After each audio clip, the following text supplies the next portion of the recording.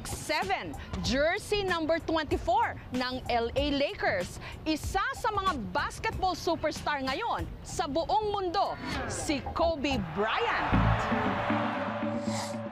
Sa mundo ng basketball, isa siya sa mga itinuturing na hari.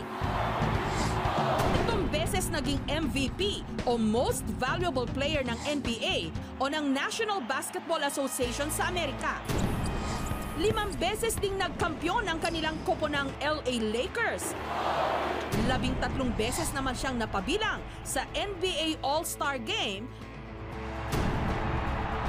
at Olympic gold medalist din noong 2008. Ang binansagang Black Mamba sa hardcourt, si Kobe Bryant.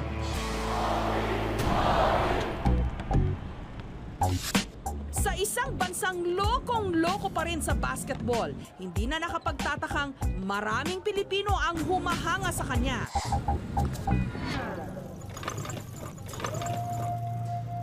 Kasama na rito ang isa pang Kobe na sikat daw sa Velasquez sa Tondo.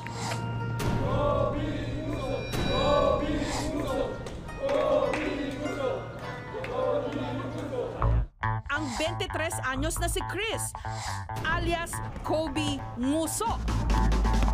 Napanood ko kasi siya, 1998. Rookie pa lang siya. Magaling na siya, parang may mga move na siya na parang kakaiba sa mga naglalaro sa NBA. Talagang may future talaga siya pagka-MVP. Katulad ni Kobe Bryant, shooting guard din si Chris. Pati nga mga signature moves ni Kobe. Yakang-yaka raw niya. Ball fake, crossover, at fadeaway jump shot. Yung mga paborito niyang galaw, tapos mga diskarte niya, click pagdating ng clutch time. 2 beses na rin daw siyang nanalong MVP o Most Valuable Player at 8 beses namang nakasali sa Mythical 5 sa mga liga sa Tondo. Nangarap ko po makita sa personal. Kasi idol ko po kasi. Ang pangarap na ito ni Chris at ng karamihan pa sa mga Pilipinong umiidolo kay Kobe, abot kamay na naman.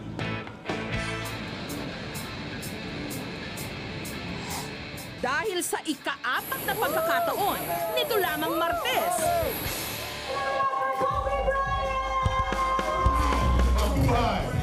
Muling bumisita ng Pilipinas, si Kobe Bryant. I enjoy sharing the game of basketball. And, Manila, of all the places that I've traveled, there's so much passion and enthusiasm for the game. So that's why I love coming back, because I enjoy being around kids. I enjoy being around people who have the same passion. Dumayo si Kobe sa barangay Pinagsama sa Taguig para magpa-shooting contest. First team to 7 points wins. 1. At si Kobe, nakishoot na rin. Bawat tira niya, pasok! Kaya hindi magkamayaw ang kanyang mga tagahanga. Ang ilan nga, nagsiakyat pa ng mga puno at bubong para lang masulyapan ang kanilang basketball hero. Nag-shooting contest. Ka-team namin si Kobe. At sanalo po kami. Yeah, Kobe! Number 1. Kasi nakita ko na siya, hindi naman lahat ng tao nakikita si Kobe sa personal, di ba? Galing-galing talaga niya magturo. Grabe! Kapag mag-shoot siya, ang galing. Shoot na shoot talaga. Bunsong anak ng dating Philadelphia 76ers player na si Joe at Pamela Bryant, si Kobe. Ipinangalan daw siya ng kanyang mga magulang sa Kobe Beef ng Japan. Dahil nasa dugo na niya ang pagbabasketball, sa edad na 17 anyos, pinasok na rin ni Kobe ang professional hardcourt. It all comes from the same place, which is just loving the game. You know what I mean? We all love to play. It's the same thing. I just did it more. So it's as simple as that. The more you do it, the better you get at it. It's really that simple. Mula 1999 hanggang 2002, sunod-sunod ang panalo ng team ni Kobe na LA Lakers sa NBA. Noong 2008 hanggang 2010 nga, nag-back-to-back champion pa sila. Pero nabigo siyang makuha ang kanyang pangalawang three-peat o 3 magkakasunod na pagkakampyon. nung talunin sila ng Dallas Mavericks sa taong ito. Payback. They made me suffer, so they're gonna feel my pain. Mentally kasi si Kobe is a very focused athlete. Focus po siya sa training, focus po siya sa skills development. He works very hard to be the best conditioned athlete sa NBA. Pero ang mga die-hard fan ni Kobe, hindi lang yung mga mismong naglalaro ng basketball. Ang 18 anyos na si Mau, super fan din ni Kobe Bryant. Second year high school daw siya nung napabilib ni Kobe dahil sa impluwensya ng mga kapatid niyang lalaki. Bilang pagsuporta sa kanyang basketball hero, bukod sa panunood ng mga game ni Kobe, nangolekta rin si Mau ng mga Kobe Bryant jersey, t-shirts, damit na pantulog, lanyards o ID lace, posters, at playing cards. Pati nga ang kanyang alagang aso, nakasuot din ng jersey ni Kobe. Siyempre, gwapo siya. Tangkad and alam mo yung manly talaga yung dating niya. Tapos, aside from that, siyempre, una, nakikita lang natin yung mga points niya, yung mga paggawa-gawa niya. And then eventually, nakita ko na yung pagiging leader niya. Sa sobrang paghanga ni Mau kay Kobe, ang theme ng kanyang debut nung nakaraang taon, LA Lakers. Mula sa imbitasyon, birthday cake at souvenir na baller ID. Pati ang mga isinuot na damit ni Mau sa kanyang debut, Lakers-inspired din. May parang uniforme ng referee, jersey na tinernohan ng skirt at purple gown na kulay ng uniforme ng LA Lakers. At para present daw si Kobe sa kanyang birthday party, nagpagawa pa si Mau ng life-size standee nito.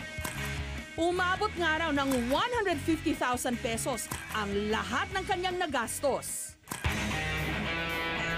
Samantala, Miyerkules ng hapon, ang highlight ng ika-4 na pagbisita ni Kobe Bryant sa Pilipinas, isang basketball show sa Big Dome. Siyempre, nandoon si Mau. Yung the fact na magkasama, we're sharing the same roof, parang it's a privilege para sa akin. Hindi na rin pinalampas ni Chris ang pagkakataon na makita ng live ang kanyang idol. Ganun talaga pagka idol mo, kailangan gusto mo talagang magandang parang inspiration sa'yo para makita mo siya. Nung lumabas ng stage si Kobe, daig pa nito ang naka 3 points agad sa tindi ng hiyawa ng kanyang fans. Pero ang talagang maghaharap sa basketball court, ang mga pambato ng UAAP o ng University Athletics Association of the Philippines kontra sa national team na pambato natin sa Olympics. Si Kobe nasa ringside at nanonood. Mukhang napabilib ng mga basketballistang Pinoy. Pero ang fans, tila mas gustong mapanood in action si Black Mamba. Kaya nung nakita ni Kobe na tila dehado ang koponan ng UAAP, nakisali na rin siya sa laro.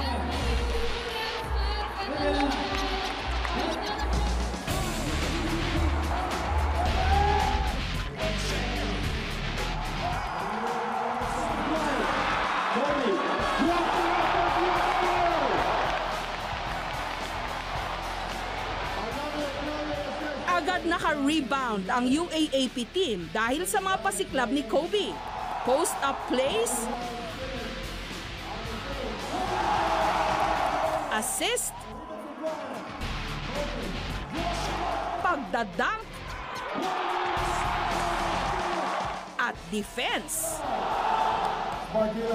Kaya sa isang iglap, nabawasan ang lamang ng national team sa UAAP team.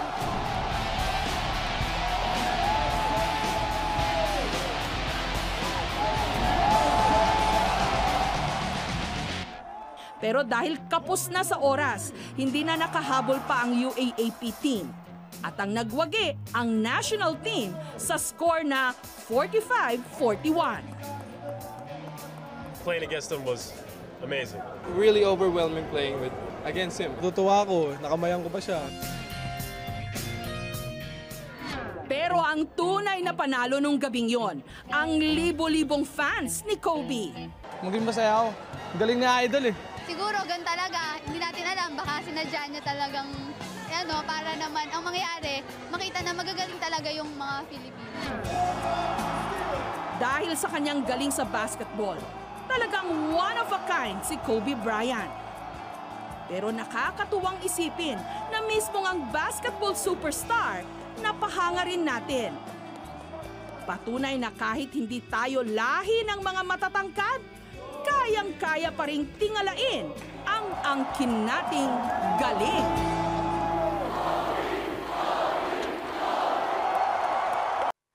Thank you for watching, mga kapuso. Kung nagustuhan niyo po ang videong ito, subscribe na sa GMA Public Affairs YouTube channel. And don't forget to hit the bell button for our latest updates.